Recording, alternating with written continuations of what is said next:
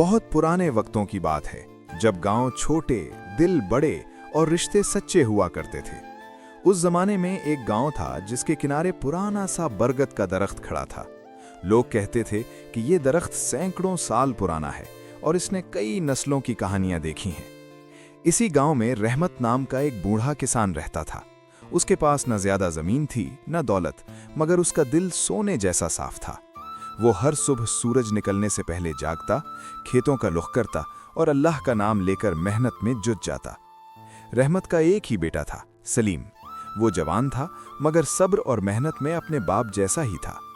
बाप बेटा शाम को जब बरगद के दरख्त के नीचे बैठते तो रहमत पुराने वक्तों की बातें सुनाया करता। वो कहता, बेटा, दौलत नहीं, नीयत साफ हो तो जिंदगी आसान हो जाती है। एक साल सख्त कहत पड़ा, बारिश न हुई, खेत सूख गए, लोग परेशान हो गए। बहुत से गांव वाले शहर चले गए, मगर रहमत ने हिम्मत न हारी। उसने अपने बेटे के साथ मिलकर थोड़ी सी जमीन में सब्जी उगाई और जो कुछ मिला सब में बांट दिया।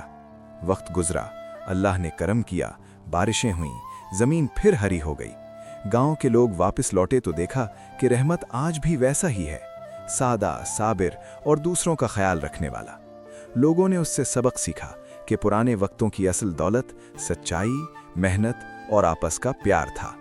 यही इस कहानी का पैगाम है।